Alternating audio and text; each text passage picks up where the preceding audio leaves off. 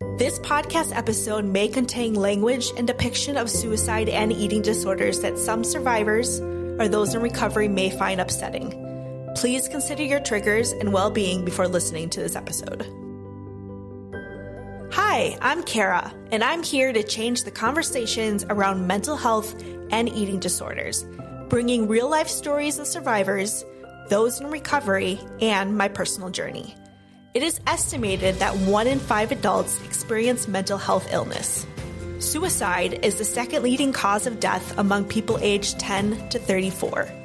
It is estimated that 8 million Americans have an eating disorder, 7 million women and 1 million men. Only 1 in 10 people with an eating disorder actually receive treatment. Eating disorders have the highest mortality rate of any mental illness. 1 person dies as a direct result of their eating disorder every 52 minutes, whether through medical complications or by suicide. This podcast will lead the way for having those hard conversations about mental health and eating disorders. This podcast will also focus on the healing properties of being in nature, which for me, completely changed my life. I've suffered from an eating disorder, depression, anxiety, PTSD most of my life. I've hit rock bottoms numerous times and have been in and out of mental facilities. But it wasn't until June 16th of 2021, the day that I was contemplating taking my own life, that I was placed on a suicide hold that changed my life. My biggest secret during that hold came out, and that was my eating disorder. I have anorexia as well as binge eating with restriction. And from my suicide hold, I was in the hospital for 6 days. I entered an eating disorder virtual program. And from this, I placed people, or I have people in my life that helped me to achieve recovery. And those specific people are the people that I am bringing on this podcast to help explain my own journey.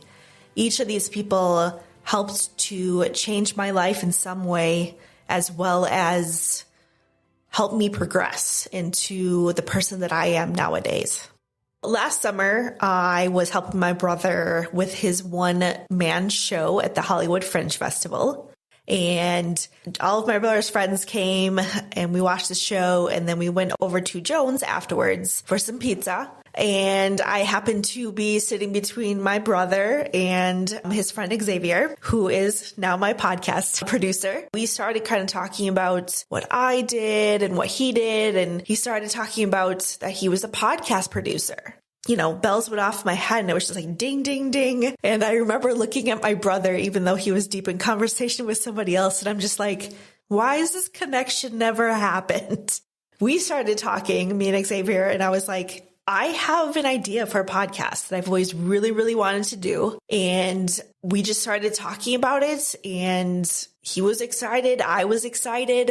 So it just happened. It just happened from there. And I think it's just being in the right place at the right time. So this was obviously the very first time that I've ever done a podcast in my life. So I didn't really know the process. I didn't know everything that went into it. I knew there was a lot that went into it, but I didn't realize the broad spectrum of everything, the scripts, setting up the guests, creating intros and outros and picking the music and coming up with a logo and all that. You know, it was a big process, but I am so grateful that I ended up going with somebody that my brother knew as well as I knew, because it created a safe environment for me to tell my story and feel comfortable about telling my story. And he also I'm talking about Xavier, also really, really helped to guide me in, this being my first podcast and me not really knowing how to be a host, how to talk into a microphone. So it's been a big process, and it's almost taken us 3/4 of a year now to get it out. But I think that through all of this and all that time that it was needed for that, because of the seriousness and I would say, just like the big part of this conversation is, it's dealing with mental health and it's dealing with eating disorders. So it's a hard conversation to have, and I wanted to make sure that we were going to do it in the right way. So when I started this podcast, I wasn't exactly sure the way that I wanted to tell my story. And I thought one of the biggest parts that would be really cool is to actually invite guests on that helped me in my journey. So people like my friends that were there when it actually happened, my dietitian from program, the social worker that helped to bring me to the actual hospital. I wanted to get that perspective to show, for the big thing is I don't think we ever have these conversations out loud. We talk about, mental health on a very surface, and I want to get deeper. So I chose guests that I knew that helped to change my life and helped to make me get to recovery, as well as after program, getting me to a place where I could be more confident and start my own business and progress in my life in a different way than I was living before. Because obviously what I was living before was not working. So all of the guests that I have on, they all helped create a environment that helped me heal and get to a place of recovery. And I wanted the audience to really see that that all these people, all this huge community of people around you want to see you succeed, and they want to see you stay in recovery. And so I wanted guests that show that. And then the other aspect of it, I wanted to also show how much nature has been a huge part of my healing. And I'm hoping that, we can start bringing on more guests in season 2 to talk about more of journeys of people in nature, them healing themselves in nature. So I'm excited for that. But this first season, I definitely just wanted to show kind of the raw look of what I went through and the people that contributed to my success and my progress in recovery. So let's get into my journey. So I don't know if there's one word to really describe my 2020. I have never endured so much heartbreak, loss, and resentment. After everything happened and everything shut down, my world just completely changed. I lost a lot of people that year, one of them being my grandmother, who died in a nursing home with nobody by her side. And that shattered me, and I wasn't able to say goodbye. And so from there, just things continued to spiral out of control. I lost a couple of family pets. I lost a coworker friend to cancer. I lost a uncle to cancer. And I think that because of who I am as a person, I've always put everybody else ahead of me. So I've never really put any thought into taking care of myself. It's always been towards other people. While I was working at an animal hospital, which the veterinary world took a huge hit during COVID, as did a lot of other industries, especially human health care. But I tried my hardest to do whatever I could to make the employees that I worked with happy. And it seemed like an impossible challenge because COVID it hit everybody so hard. There's so many people that lost people that were out because they actually got COVID. And I just wanted to continue to create an environment that showed that we as administrators cared, and we cared about their well-being. And it took a huge toll on me. I got to the point that I couldn't make anybody happy. No matter what I did, it just didn't seem to do anything. And because I never put myself first, it broke me down. to the point that I contemplating taking my life. And so it was kind of a year process. And in 2021, I thought the year might be a little bit different, but it didn't. And a couple things happened that just kind of became a catalyst into me 100% creating a plan to take my life. And two of those things were a friend from childhood that I've known since second grade had taken his life. And I was supposed to hang out with him in the next couple of weeks. He had just moved back to LA, and I felt like I should have been there. We should have hung out sooner. Somehow I felt like I didn't do enough to help save his life. So that was just very, very hard on me. And the other kind of catalyst was that one of my exes that I had been with for almost 4 years had texted me and told me that the entire time that we were together, he never really loved me. And this has been a kind of continuous thing that I've heard throughout my life. And so it hit me. And I was like, wow, I've been told that I'm not special.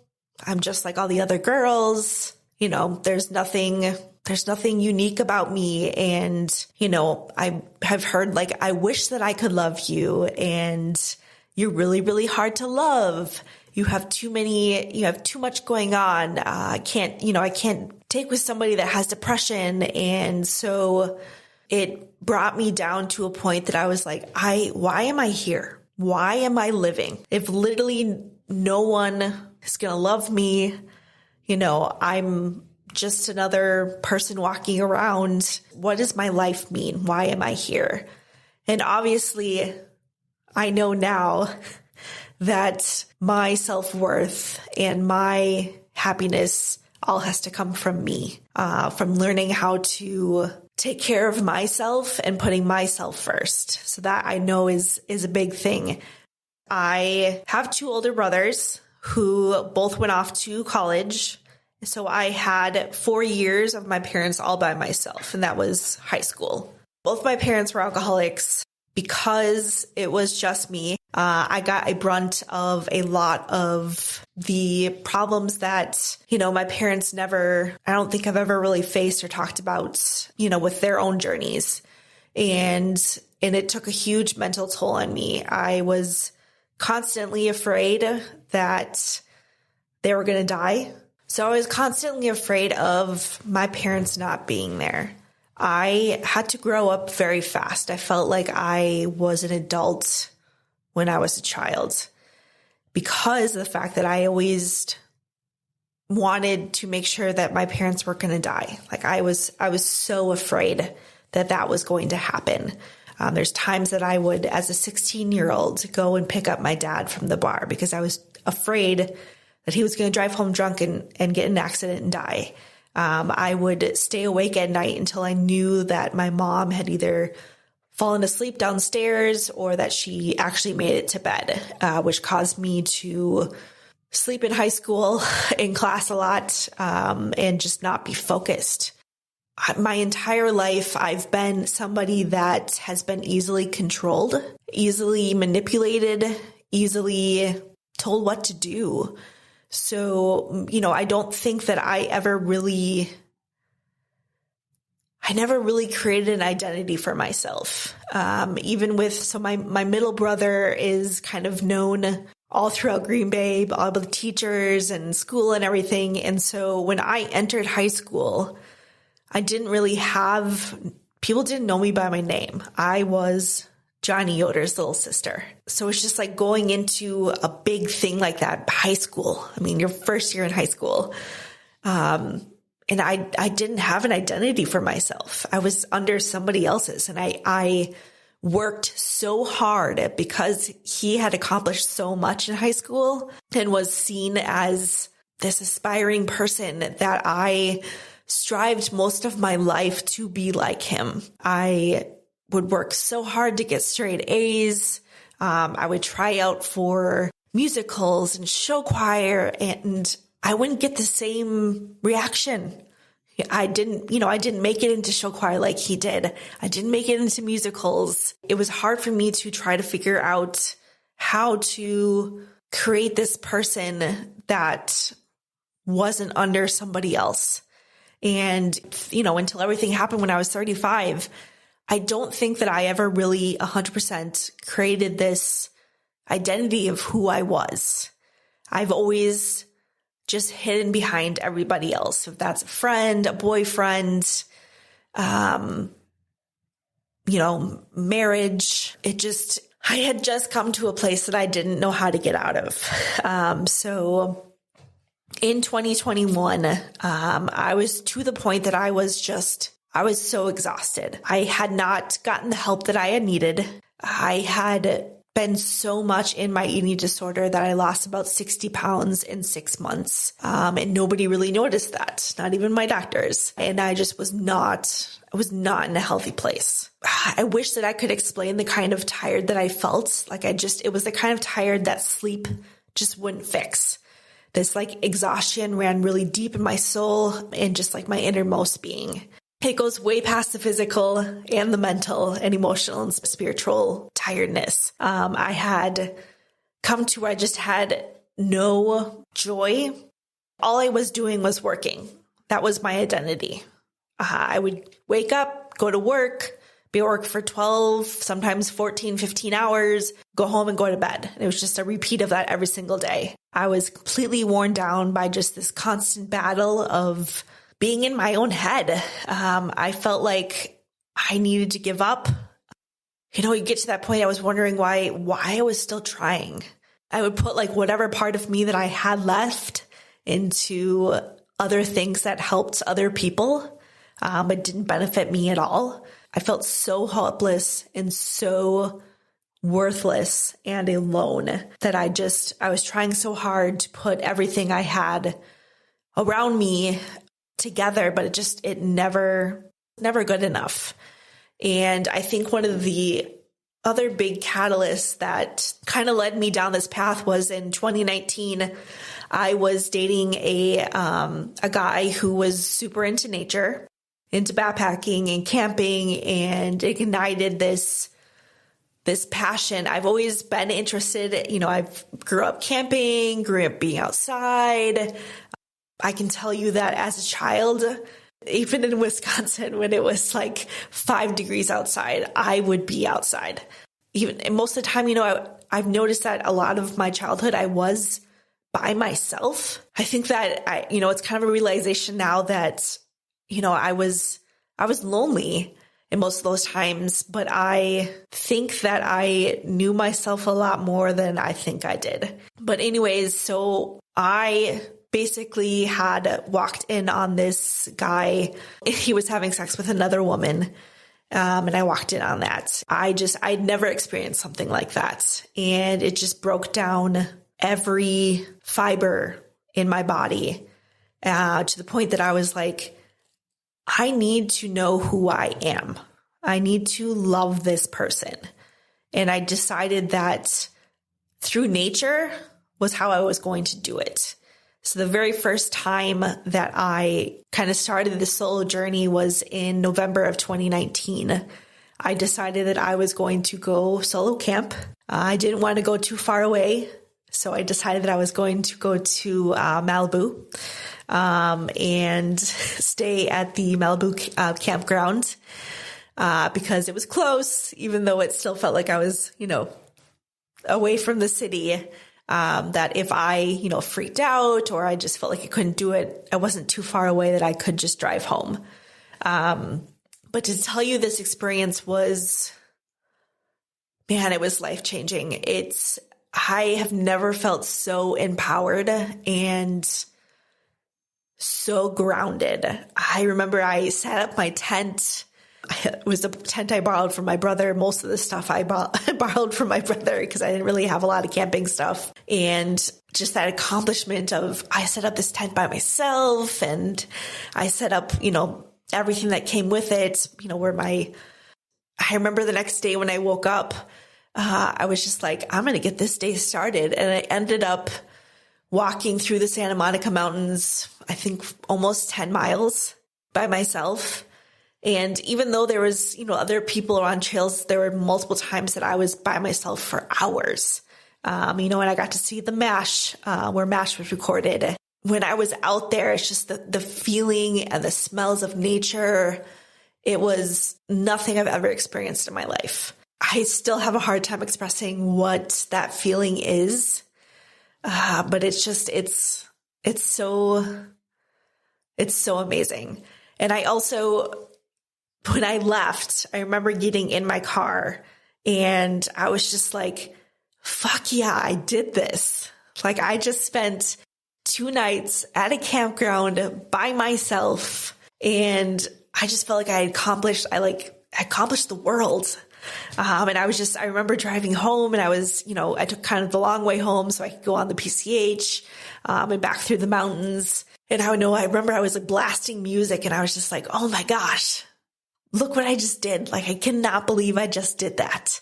So that just kind of created this outlet for me. And I started to, hike on the weekends, solo. I started to go to other national parks. That's a huge dream of mine, is to visit every national park as well as state park. When the pandemic hit, everything shut down. I lost that outlet. I remember the very last weekend before everything closed down. I had gone to the Grand Canyon and it was such a very cool experience, but yet it was also very scary because I knew that something was happening. COVID was, this thing was happening. I didn't know the extent to what was going to happen with all of it.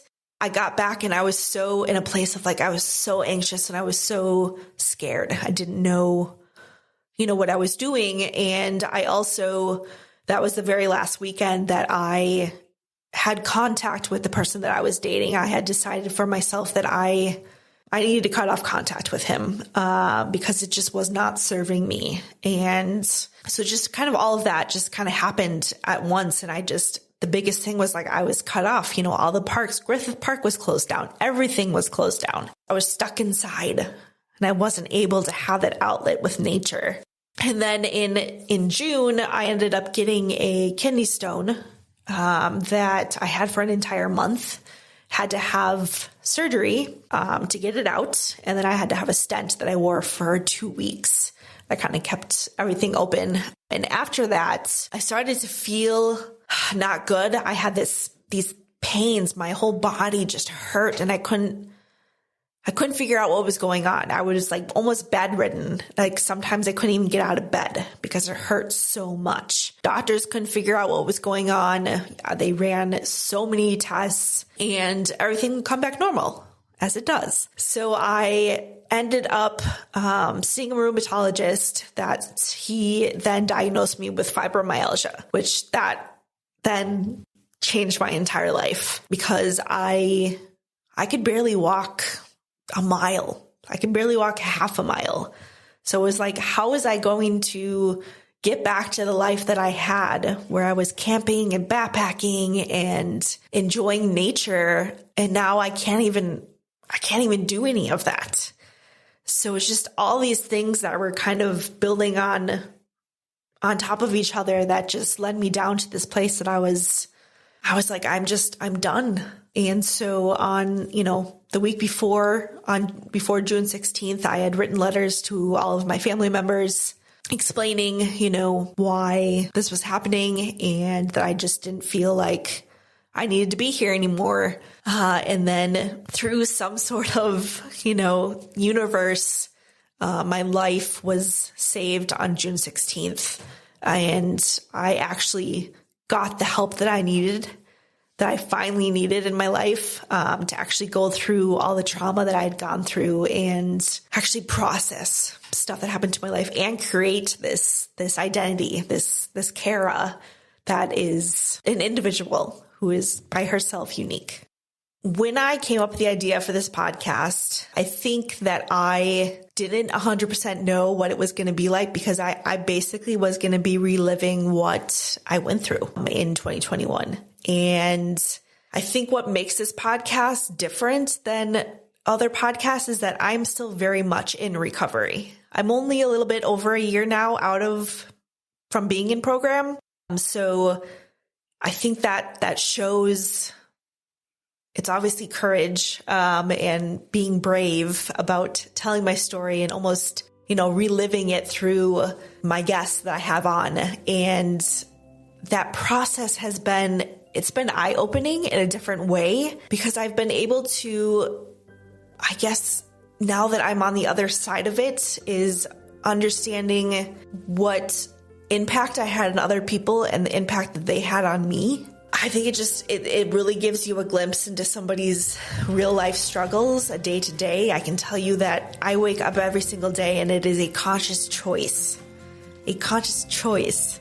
to be in recovery and continue to be in recovery in general. And I think that this podcast has really helped me see that the big thing is all of the progress that I have made. I cannot believe that I'm here talking to everybody about my journey. And I have a podcast and I own a business and I'm going to be coming out with a nonprofit. Just immensely the amount of change and progress that I've made in my life because of telling my journey and kind of reliving those experiences. I am so blessed to be here to help change the conversation around mental health and eating disorders. The Journey podcast is brought to you by Dr. April's Hollywood Mobile Vet, Craft 9 Hair Design, and a list of community backers, which you will see in the show notes. This podcast is produced and edited by Mejia TV and can be found on all major podcast platforms. You can support this podcast by liking this episode and subscribing to it. You can also support me by rating this podcast and following me on social media at The Journey Podcast CY. Also, join me every week for a hike around the Los Angeles area. For more information on this episode, visit www.thejourneypodcastcy.com. Thank you for listening and supporting The Journey Podcast.